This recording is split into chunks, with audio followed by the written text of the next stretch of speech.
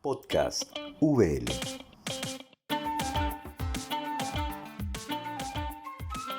Muy buenas a todos y a todas, bienvenidos a un podcast más de la Universidad Bíblica Latinoamericana. Mi nombre es Raquel Huerta, soy estudiante de licenciatura de la carrera de Ciencias Teológicas y hoy tenemos la segunda parte del podcast de Apocalipsis. Estamos muy emocionados, muy emocionadas por este podcast. Venimos trabajándola muy despacito desde hace mucho tiempo. Ya tuvimos 2 podcasts de Apocalíptica donde aprendimos qué era, cómo funcionaba. Hace 2 semanas aprendimos un poquitito de qué es Apocalipsis. Y por cierto, ahí yo tengo que hacer una aclaración muy importante porque al final yo dije que Apocalipsis era el libro de las revelaciones. Y cuando terminamos de grabar, el profesor me dijo, no, es de la revelación, es singular. Entonces, hoy vamos a seguir hablando del libro de la revelación. Ya conocimos un poco cómo está escrito, encontramos un poco o aprendimos un poco de su estructura, de sus símbolos, pero entonces hoy vamos a aprender más del libro en sí. Y entonces para este podcast tenemos a un invitado a quien yo aprecio mucho, ya considero mi amigo, y es el profesor Juan Alberto Casas. Él ahorita nos está acompañando desde Colombia. Les recuerdo que él es profesor de Nuevo Testamento en la Pontificia Universidad Javeriana. Es doctor en teología y además tiene pasantías de investigación en la Universidad Libre de Ámsterdam y en el Instituto Sueco de Teología en Jerusalén. Profesor, ¿cómo se encuentra? Hola Raquel y queridos oyentes, qué bueno volver a encontrarnos. Y qué bueno de verdad que usted nos acepte esta invitación de hacer un podcast tan largo, porque aunque lo estamos dividiendo posiblemente en 3, en realidad es un tema muy interesante al que le estamos dando mucho tiempo y por lo tanto, muchas gracias por aceptar todo este tiempo de grabación y por supuesto de compartirnos un poco de su investigación. Entonces, profe, ya hizo un resumen muy rápido de lo que vimos el podcast pasado. ¿Qué le parece si empezamos de una vez? Así para aprovechar el tiempo, ¿verdad? Em, el podcast pasado no hablamos del autor, o sea, nada más le pregunté, recuerdo que fue muy gracioso, si era el mismo Juan del Evangelio de Juan. Y la respuesta fue no. Entonces, empecemos por ahí. ¿Quién escribe el libro de la Revelación? Bueno, perfecto Raquel. Mira que aquí tenemos que hacer un recorrido por el modo tradicional como se ha considerado la autoría del Apocalipsis. ¿Sí? Tendríamos una perspectiva tradicional y hoy en día cómo serían las propuestas actuales. Desde la perspectiva tradicional, pues se ha privilegiado el testimonio de Ireneo de León, que escribe alrededor del año 175, 180 después de Cristo, y que más adelante va a ser retomado por Eusebio de Cesarea, por Clemente de Alejandría, por Orígenes, según el cual, pues el libro del Apocalipsis, esto no solo nos congrega en torno al tema del autor, sino de la época de su redacción, pues habría sido escrito a finales del siglo I. Incluso algunos llegan a proponer algunas fechas tentativas, más o menos entre el año 95 y 96 del siglo I, durante el gobierno del emperador Domiciano. Según el testimonio que recoge Ireneo, habría sido escrito por Juan y desde Ireneo él habría afirmado que sería el mismo que escribió el cuarto evangelio y el mismo autor de las cartas. ¿Sí? Además también porque él está bebiendo tradiciones, por ejemplo, de Policarpo de Esmirna, entre otros. En primer lugar, y esta pregunta tú la hacías en el podcast anterior, si fue Juan el autor. Y yo te decía en un primer momento, no, ¿sí? Haciendo énfasis en que no es el mismo Juan que tradicionalmente se asume como discípulo de Jesús, hermano de Santiago, hijos ambos de Zebedeo. No sabemos realmente si ellos escribieron algo, ¿sí? Tampoco es el autor del cuarto evangelio, hoy en día lo sabemos. Pero a diferencia de otros textos del Nuevo Testamento, aquí tenemos un nombre que aparece todo el tiempo, ¿sí? Tal vez las grandes excepciones están en las cartas. Tenemos cartas donde se menciona a un autor, las cartas de Pablo, por supuesto, y aquí se menciona a un Juan, ¿sí? El Apocalipsis menciona todo el tiempo, yo Juan, ¿sí? Yo Juan vi esto. Ustedes miran desde el capítulo 1, verso 1, dice que esta revelación se la da a conocer a su siervo Juan y tenemos algunas características sobre la presentación de este personaje. Hay algunos estudiosos que han llegado a afirmar que tal vez el Apocalipsis está recurriendo a este nombre por tratarse de un fenómeno de pseudoepigrafía. Recordemos que es la pseudoepigrafía, ¿sí? Y esto es muy común en el mundo antiguo. Cuando yo quiero transmitir un mensaje escrito y que ese mensaje pues sea ampliamente difundido y acogido por los destinatarios, pues de pronto a mí no me conocen mucho, entonces voy a firmar como un autor más famoso y eso garantiza de alguna manera pues que esa difusión. Vamos a encontrar algunos textos del Nuevo Testamento que efectivamente responden a este caso de pseudoepigrafía, como lo que serían las cartas de Deutero y Trito Paulinas, ¿sí? Donde se presenta el que está escribiendo a nombre de Pablo, ¿sí? Y dice yo, Pablo, apóstol de Cristo Jesús, etcétera. Hoy en día sabemos que estos son casos de pseudoepigrafía. Algunos autores han llegado a considerar que el Apocalipsis, siguiendo incluso el uso que se tiene de otros textos apocalípticos más de tradición apócrifa, sería un caso de pseudoepigrafía. En mi caso particular y también en línea con otros autores contemporáneos, yo llego a pensar que realmente el autor del Apocalipsis sí se llama Juan, ¿sí? Pero que no es el mismo Juan del grupo de los discípulos de Jesús, no es el mismo Juan, porque realmente este es un nombre muy común en el contexto de la época del judaísmo del Segundo Templo, ¿sí? Incluso también lo vamos a encontrar en la diáspora judía por fuera de Palestina. Entonces, no es extraño que se trate de un personaje que evidentemente se llama Juan, por eso algunos autores preferimos decir que es Juan de Patmos para diferenciarlo de otras expresiones, ¿sí? No es Juan el apóstol, incluso por evidencia interna del libro, cuando ustedes van al Apocalipsis, en el capítulo 21, verso 14, en el contexto de la visión de la Nueva Jerusalén, se llega a decir que las murallas de la ciudad de la Nueva Jerusalén se asientan sobre 12 piedras que llevan los nombres de los 12 apóstoles del Cordero. Si este Juan, el autor del Apocalipsis, fuera uno de los apóstoles, pues aquí se incluiría dentro de ellos. Pero mira que aquí está tomando distancia, como si incluso la época de los apóstoles ya hubiera pasado. Entonces, por este tipo de evidencias internas, podemos inferir que evidentemente estamos con un autor de una época un poco posterior a la tradicional época apostólica, ¿sí? Pero que se identifica a sí mismo como Juan. Este no es tanto apóstol, sino que se va a decir de él que es siervo, ¿sí? Es siervo y a medida que avanza el Apocalipsis, él va a ir presentando características propias. Dice el capítulo 1, verso 2, el cual ha atestiguado la palabra de Dios y el testimonio de Jesucristo. ¿Sí? Y este es el modo como él se va a presentar a lo largo del libro, como un testigo. Sí, como un testigo y como siervo, muy ligado a la tradición profética, donde la palabra siervo hace referencia a una comunidad profética. Esto lo que podremos inferir un poco en torno al nombre detrás del texto, pero en torno también a la autoría y a la datación, a la misma época en la que se está presuponiendo que se escribe el libro del Apocalipsis. Pues como les comentaba, tenemos la perspectiva tradicional que se habría escrito hacia finales del siglo I. Sin embargo, también hay algunas propuestas actuales donde se está presuponiendo unas primeras etapas de redacción, incluso antes de la última década del siglo I.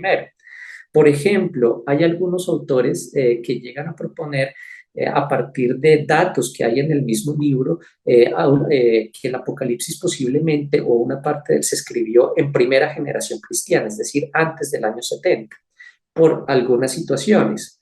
Por ejemplo, que el Apocalipsis trasluce una sensación de inestabilidad del Imperio Romano. ¿Sí? Ustedes van a darse cuenta, especialmente en algunos septenarios, como el septenario de sellos y el septenario de trompetas, estamos viendo estrellas caer. ¿Sí? Y no puede ser interpretado de manera literal, ¿sí? Como un acontecimiento puramente cosmológico o astronómico, sino que ya desde la antigüedad tenemos esta asociación de objetos celestes con figuras incluso políticas.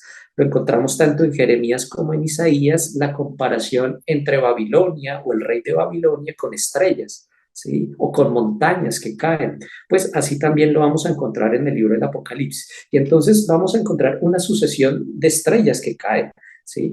¿Será el mismo acontecimiento o varios? Pero en últimas lo que tenemos es una sensación de inestabilidad con respecto a la situación del entorno en la que se escribe el texto. Si vamos a la historia, esta inestabilidad corresponde más a un momento puntual del siglo I, por ejemplo, el año 69, porque este año fue especialmente crítico para Roma. ¿Sí? Llamada la Babilonia, a punto de caer por parte de tradiciones apocalípticas, porque hay una sucesión rápida y breve de 4 emperadores que siguen la deposición de Nerón el 8 de junio del año 68. Aquí tenemos Galba, Otón, Vitelio y Vespasiano que suben en el año 70. Entonces, una sucesión tan, con tanta recurrencia en tan corto tiempo, pues está dando una sensación de inestabilidad, ¿sí? Entonces se hacen la pregunta, ¿no será que el Apocalipsis está transmitiendo esta realidad? Eso llevaría a una época de redacción incluso antes de la datación tradicional. Otros autores llegan a decir, por ejemplo, que el nombre de Babilonia no se asigna solo al pueblo que destruye el templo, sino incluso a aquellos que se oponen a Dios y a su elegido. Porque tradicionalmente se decía que si el Apocalipsis habla de Roma como Babilonia, es porque Roma habría hecho lo que hizo Babilonia en el 587 a.C., es decir, destruir a Jerusalén y destruir al templo. Pero nos vamos a encontrar con testimonios de algunos apocalipsis apócrifos, como el Apocalipsis tercero de Baruch, cuya datación se está ubicando en algunos casos antes del año 70, donde ya se está relacionando a Roma con Babilonia.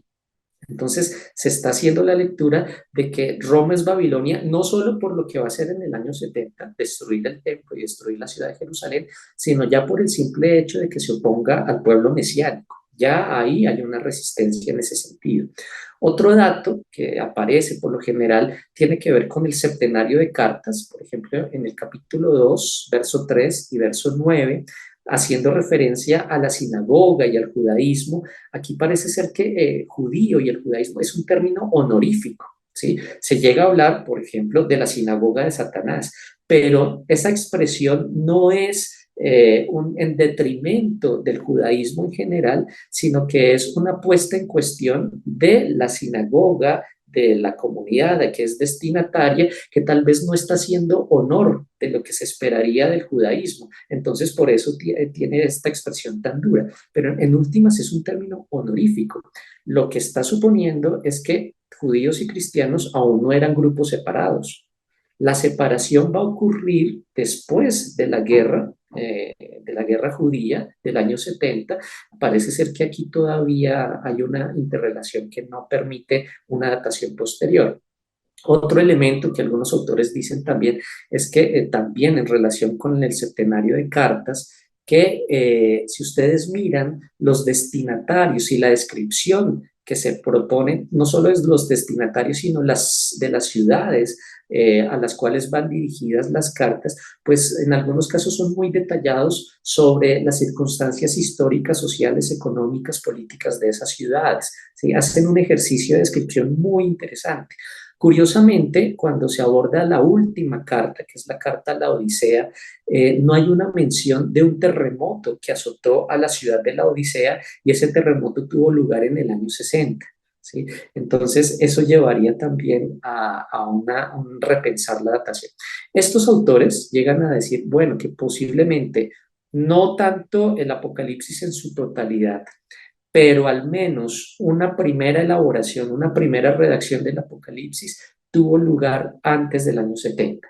Tuvo lugar antes del año 70. Entonces, eso hoy en día está llevando a repensar incluso la ubicación de los libros, porque por lo general en primera generación solo se ubicaban las cartas de Pablo y los demás textos del Nuevo Testamento pues están datando ya en segunda y hasta tercera generación, pero parece ser que el Apocalipsis tiene varias etapas de redacción. ¿Sí? Vale la pena seguir investigando, esto es algo que se está discutiendo. A ese respecto, recomiendo una muy buena introducción y de carácter divulgativo que escribe el profesor Ariel Álvarez Valdés. en un libro pequeñito que se llama El Apocalipsis, donde él retoma también estas diversas perspectivas en torno a la datación y que ayudan a ampliar mejor la perspectiva sobre estos elementos que están en discusión. Profe, aquí tengo una pregunta, porque me parece muy interesante, de hecho, cuando uno lee el libro de la Revelación, uno sí nota como pequeños cortes, o sea, no se siente como que todo hubiera sido escrito en una sentada, ¿verdad? Especialmente por la parte de las cartas, yo siempre la he sentido como, no sé, como que las metieron ahí. Pero si este libro tiene partes, quiere decir que en algún momento, bueno, no sé si decir que quiere decir que Juan de Pasmos no es el que escribió todo. Y también quiere decir que hubo un momento de donde alguien se tuvo que sentar a editar todo esto y hacer que pegue, ¿no? Entonces, ¿cómo metemos a Juan de Patmos en esa complejidad y en qué momento entonces se da la redacción final? Aquí este no es solo un caso en el que ha sido susceptible de análisis en el libro del Apocalipsis, sino que varios textos del Nuevo Testamento presentan esa diferenciación entre lo que se podría considerar un autor y el redactor o etapas de redacción posteriores. ¿Sí? Detrás de un texto bíblico podemos encontrar varias manos, como lo es así. Ahora, en el caso particular del Apocalipsis, como ya lo he comentado, podemos hablar de varias etapas de redacción, algunas antes del año 70, otras que llegan hasta finales del siglo primero, que dónde podemos ubicar a este Juan de Patmos, realmente no hay manera de saberlo. ¿Sí? Posiblemente está efectivamente en la época de Domiciano, como ya el testimonio de Ireneo lo habría insinuado, sin que se identifique con un discípulo de Jesús, pero lo que podemos encontrar desde la versión final, desde la redacción final que tenemos del Apocalipsis, es que si bien hay varias etapas de redacción, en la versión final hay un proceso también de armonización de cada una de esas partes, donde incluso podemos detectar no solo una intencionalidad literaria, sino también una intencionalidad teológica.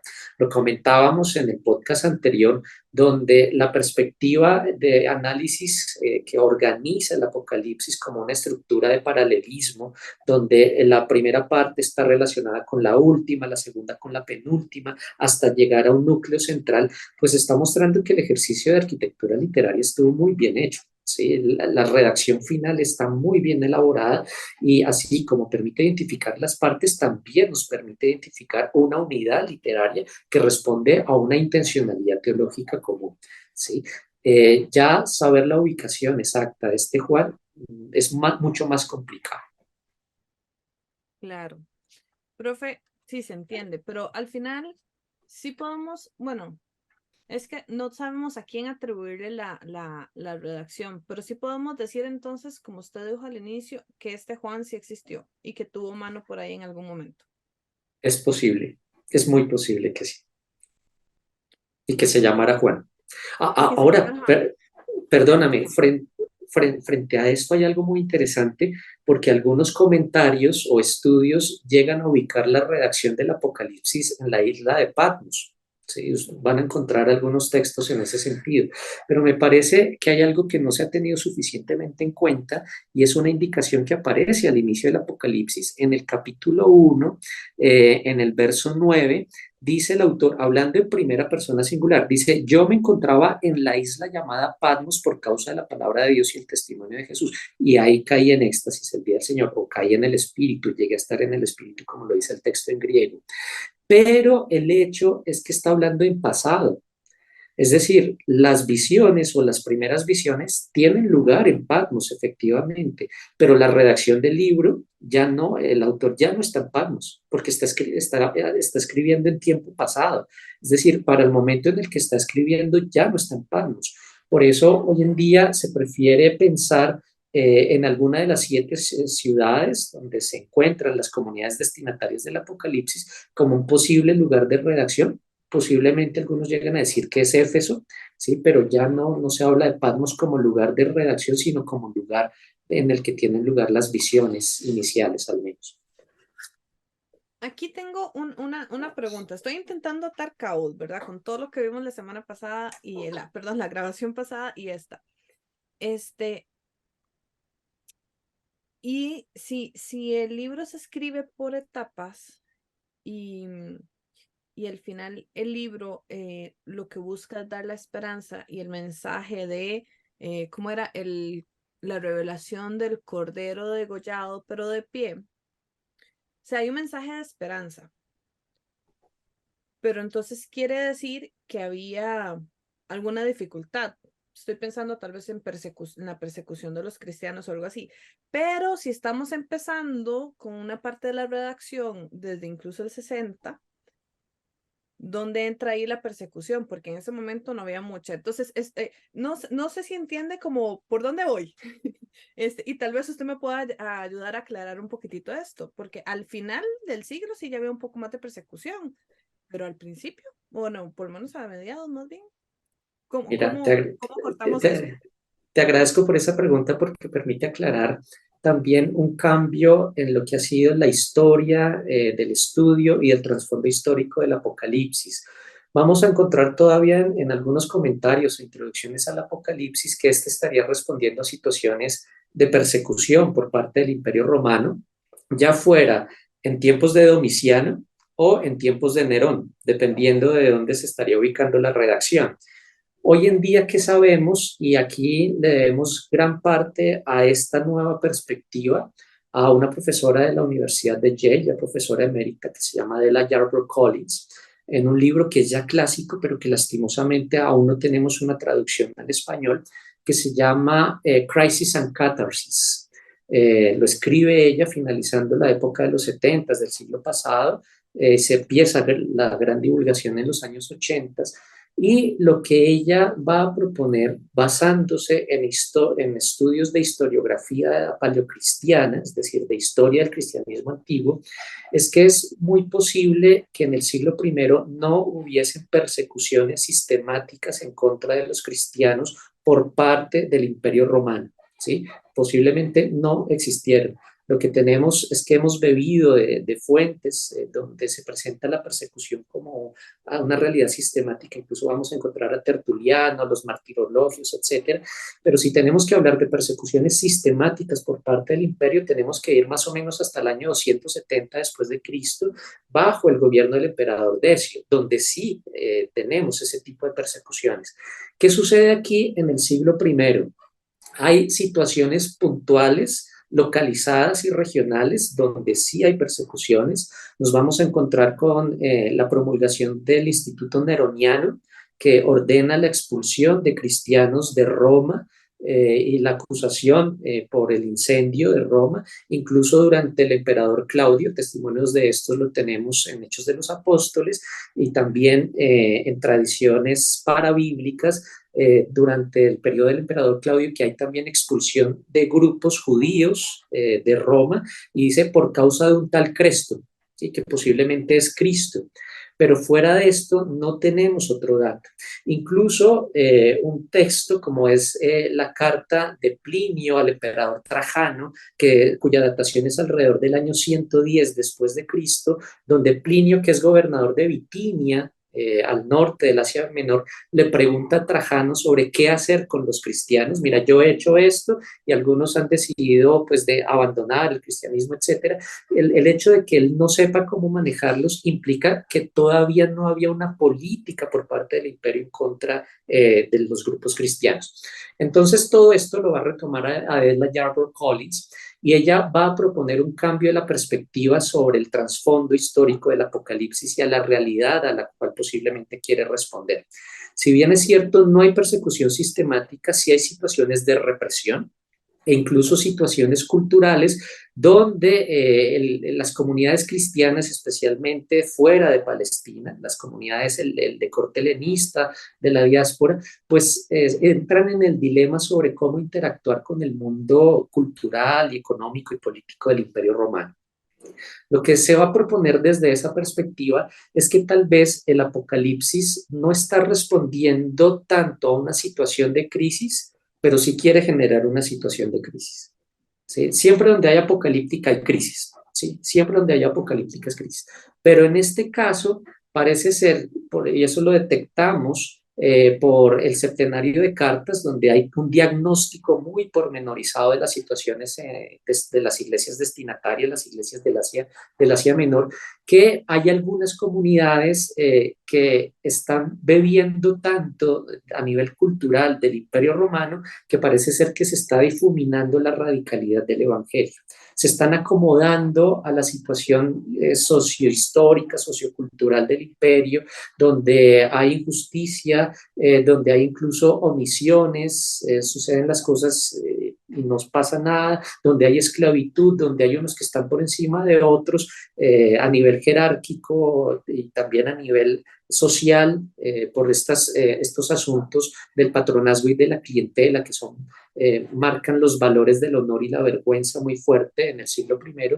Entonces parece ser que estas comunidades se están abriendo tanto al imperio que están perdiendo su propia identidad como cristianos. Y en ese sentido, el autor del Apocalipsis lo que propondría sería un llamado de atención para que estas comunidades de alguna manera estén alertas, se despierten y sean capaces de reconocer esa realidad de seguimiento del testimonio de Jesús del cual se pueden estar alejando. Entonces, yo quiero insistir con esto. Posiblemente no hay persecuciones sistemáticas, posiblemente sí las hay localizadas. Es muy curioso en ese sentido que el Apocalipsis nos habla de mártires o incluso de degollados, pero con nombre propio solamente se menciona a uno. ¿Sí? De todos los que menciona, solamente aparece en la carta a Pérgamo, que está en el capítulo 2, en el verso 13, se menciona un tal Antipas, del cual se dice mi testigo fiel que fue muerto entre vosotros, ahí donde habita Satanás. No se menciona ningún otro más. Entonces, parece que el Apocalipsis quiere no invitar, no responder a una situación de persecución, pero incluso suscitarla en la lógica de que si no nos están persiguiendo en este momento es porque no estamos haciendo algo. La persecución vendría a ser una consecuencia de la fidelidad al Evangelio y el Apocalipsis parece ser que quiere invitar a los destinatarios a suscitarla en el sentido de que debemos ser fieles, están llamados a ser fieles al Evangelio y si le creemos al Evangelio, pues algo se va a generar, lo que se llama ser signo de contradicción. ¿Sí? Un poco en esa línea. Ok, entonces, a ver si entendí en otras palabras, en ese momento, si usted de verdad es cristiano, debería notarse, debería haber un signo, no sé si de rebelión o sea, debería estar molestando al imperio. O sea, las alarmas del imperio deberían de estar sonando como diciendo, suave, este grupo está haciendo algo y más bien deberíamos como tratar de acallarlos, de apaciguarlos, por ahí va. Por ahí va, por ahí va. En ese sentido, el Apocalipsis es de los textos de resistencia más radicales de todo el Nuevo Testamento.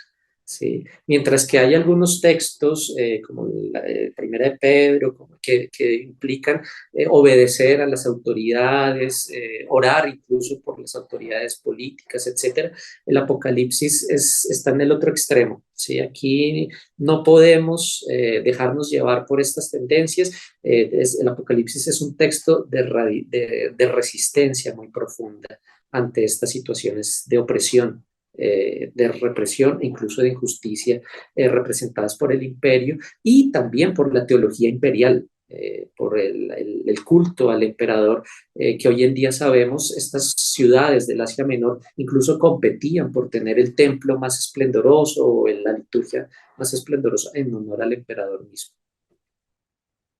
Ok, me gustaría que habláramos un poquitito de los destinatarios. Y si entendí bien de lo que usted dijo ahorita, los destinatarios en realidad son las 7 iglesias que se mencionan en los primeros capítulos. Pero voy a hacer aquí un poquitito bueno, voy a hablar un poquitito. Este, también mencioné que para mí esas cartas como que no pegan bien con el resto del Apocalipsis. Yo siempre las he sentido como muy aparte. Entonces, ¿por qué no hablamos un poquitito de estas iglesias? ¿Por qué las cartas están ahí? Y yo recuerdo, aquí voy a hacer mención especial, creo que es de la última, este, porque cuando yo iba a las iglesias pentecostales a las que iba de pequeña, siempre decían, es que hemos dejado el primer amor, es que nos hemos enfriado, ¿verdad? Y entonces, lo que me decían con esto era que habíamos dejado de ser cristianos, de demostrar que éramos cristianos, porque a mí me enseñaron que el cristiano se demuestra no solo, o sea, con su apariencia, con su forma de hablar, que de hecho, una vez me dijeron, es que usted tiene que ser tan cristiano que la gente lo vea y diga, hay algo diferente en usted, ¿verdad? Y entonces, digo, algo muy difícil, ¿verdad? Y que la gente dijera, lo que usted sea, lo que sea que usted tenga, yo también lo quiero. Entonces, pero esto venía casualmente de la reflexión que hacían estas personas, especialmente pastores, sobre la carta, y si mal no me equivoco, especialmente la de Odisea. Entonces, ¿cómo llegan estas cartas aquí van dirigidas exactamente a esas iglesias y son las comunidades? Y el libro de la Revelación va dirigida a estas comunidades en específico, según lo que entendí ahorita. Bueno, aquí nos estamos basando en la primera parte o el primer septenario del Apocalipsis, que como tú muy bien lo acabas de decir, parece ser que no pega con el resto de las visiones, empezando por algo básico y es que el género es muy diferente. ¿Sí? Aquí las llaman cartas, mientras que el resto del Apocalipsis es más narrativo. Incluso cuando se hace el análisis de la estructura de las cartas, parece más como un decreto imperial, ¿sí? Porque tiene un diagnóstico de la situación a partir del cual hay una sentencia, hay un llamado a atención, unos ánimos finales. Entonces, algo que también se está discutiendo es el mismo género de estas cartas. Ahora bien, si suponemos que estas cartas de alguna manera traslucen las situaciones de estas comunidades destinatarias, aquí hay algo importante para aclarar. Son siete comunidades, siete iglesias que hoy en día las ubicamos en lo que sería la provincia, dentro del Imperio Romano, la provincia del Asia Menor, pero el hecho de que sean siete tiene también un carácter universal. ¿Sí? Siete en la literatura apocalíptica y bíblica es plenitud.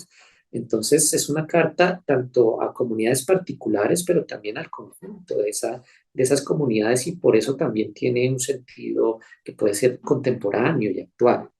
¿Qué podemos decir sobre esos destinatarios?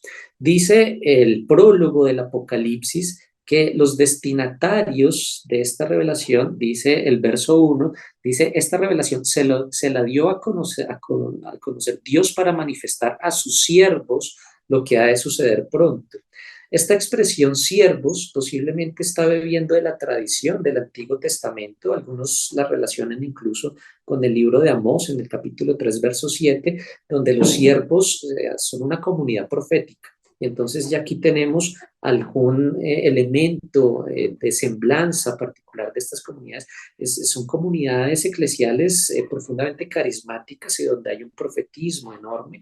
No podemos olvidar que también estos son territorios donde hubo o ha habido misión paulina. Éfeso es un centro de operaciones de San Pablo, entonces posiblemente tiene algún tipo de relación también o de influencia con el pensamiento paulino. Y ya en el desarrollo mismo de lo que se dice en cada una de las cartas, pues se puede detectar situaciones particulares, no solo de esas comunidades, sino de las ciudades en las cuales se encuentran.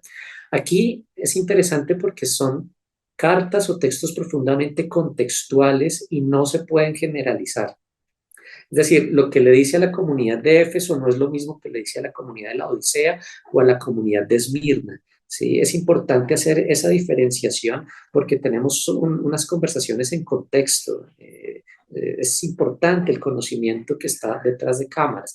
Hay comunidades de las que se dicen cosas buenas y cosas malas. Hay comunidades en las que solo se dicen cosas buenas, como en el caso de la carta a la iglesia de Esmirna, y hay comunidades en las que no se dice nada de bueno, como la carta a la iglesia de la Odisea. Entonces, aquí hay un patrón muy interesante de conocimiento profundo y de diagnóstico de estas comunidades. Algunas de estas ciudades, como lo comentaba hace un momento, se han caracterizado por tener cultos imperiales. Por ejemplo, cuando se habla dice en el caso de la iglesia de Pérgamo, dice, donde habita Satanás. ¿Sí? Sé dónde vives, dónde está el trono de Satanás, está en el capítulo 2 verso 13, posiblemente es una referencia a un templo que existe en honor a Júpiter o al Zeus griego, y no podemos perder de vista que incluso el emperador es considerado un hijo de la divinidad. Entonces el trono de Satanás posiblemente es una referencia a ellos. O cuando vamos a la iglesia, a la carta dirigida a la comunidad de Éfeso, hay una referencia muy interesante en el verso 7 del capítulo 2: el que tenga oídos oiga lo que el Espíritu dice a las iglesias, al vencedor le daré a comer del árbol de la vida que está en el paraíso de Dios. No olvidemos, por ejemplo, que dentro de las 7 maravillas del mundo antiguo, dentro de ese listado que se hizo de esas maravillas, en Éfeso tiene lugar el templo en honor a Artemisa. Sí, allá está el famoso Artemisio, que es una de las grandes maravillas. Y hoy en día sabemos por las descripciones que se hace de ese templo, que en el frontispicio del mismo había un jardín de árboles de oro, dice la tradición, a los cuales se les llamaba los árboles de la vida. Entonces, mira que aquí tenemos una referencia a esa situación que está ocurriendo en la ciudad, pero se está haciendo una resignificación desde el punto de vista bíblico al árbol de la vida, que no depende de una deidad de la gentilidad, sino que depende de Dios mismo. En ese contexto, a la carta de Éfeso es donde se habla que has perdido el primer amor. Y es muy interesante el modo retórico como lo está narrando, porque en primer lugar hay algunas referencias como que enaltecen a la ciudad, perdón, a la comunidad. Se dice lo siguiente en el capítulo 2, verso 2: conozco tu conducta, tus fatigas y tu paciencia, que no puedes soportar a los malvados, que pusiste a prueba a los que se llaman apóstoles sin serlo, descubriste su engaño. Entonces parece ser que hay un énfasis muy grande en lo que la comunidad está haciendo en torno al discernimiento entre quién es un apóstol falso, quién es un apóstol verdadero, quién es aquel que está pensando. Pero cuando se está enalteciendo de esa manera, llega un punto en el verso 4: pero tengo contra ti que has perdido tu amor de antes. Ahora, esta referencia al amor de antes tiene que leerse también desde las claves que nos ofrece el Antiguo Testamento.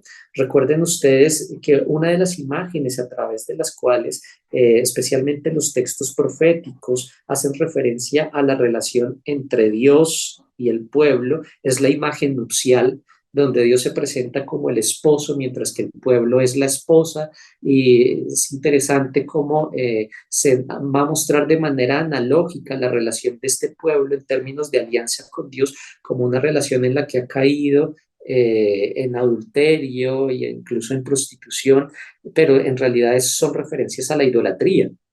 ¿Sí? Y a la injusticia que viene de esa idolatría. Parece ser que ese has perdido tu primer amor. Algunos autores llegan a proponer, ¿no será que hay algún tipo de uniones con el culto imperial, por ejemplo, ¿sí? Que se está cayendo en prácticas idolátricas, ¿sí? Antes que espiritualizar esta realidad del amor, es importante mirarlas también en términos de la historia que está detrás, incluso en términos políticos y económicos, de cómo se está entendiendo ese primer amor. Eso, por ejemplo, en la carta a Éfeso. Cuando ustedes miran la carta a Esmirna, parece ser que la comunidad de Esmirna es una comunidad empobrecida. Si bien la ciudad es rica, la ciudad es famosa por la estructura bancaria que tiene, pero allá donde hay también acumulación de riqueza, hay acumulación también de pobreza, hay desigualdad. Y parece ser que los destinatarios de la iglesia de Esmirna están viviendo en una situación de exclusión, en una situación de marginalidad, y por eso en el caso de Esmirna no vamos a encontrar nada malo que decir. Antes se está animando para que permanezca y fortalezca esta dimensión de fidelidad, ¿sí? En el caso de la última iglesia, la iglesia de la Odisea, es muy interesante el modo como se hace la descripción, por una parte, las características de la ciudad y de lo que se está pidiendo a la iglesia, siguiendo las imágenes de esas características. Por ejemplo, en el verso 15, estoy en el capítulo 3, dice lo siguiente en la carta a la Odisea: conozco tu conducta, no eres ni frío ni caliente, ojalá fueras frío o caliente. Ahora bien, puesto que eres tibio y no frío ni caliente, voy a vomitarte de mi boca. Aquí es importante hacer la aclaración que en la Odisea tenemos la unión de dos fuentes de agua. ¿Sí? Esto es literal, ¿sí? Una fuente de agua que viene de la ciudad de Hierápolis y son aguas termales. Desde Hierápolis se produce agua muy caliente, pero también nos está llegando desde la ciudad de Colosas un manantial de aguas frescas. El punto de convergencia de esos dos manantiales es en la Odisea. Por lo tanto, el agua que se va a encontrar en la Odisea es agua tibia. ¿Sí? Entonces, mira que a partir de una realidad del contexto se está haciendo una resignificación de la vivencia interna de la comunidad, puesto que no eres ni frío ni caliente, entonces te vomito en mi boca. También se va a decir allá en torno a la comunidad de la Odisea, dice, te aconsejo, verso 18, que me compres oro acrisolado al fuego para que te enriquezcas. La Odisea es una ciudad también famosa por el comercio de oro. Y aquí se está diciendo, bueno, ¿cuál es el oro verdadero que estás buscando? En esa misma línea, vestidos blancos para que te cubras y no quede al descubierto la vergüenza de tu desnudez.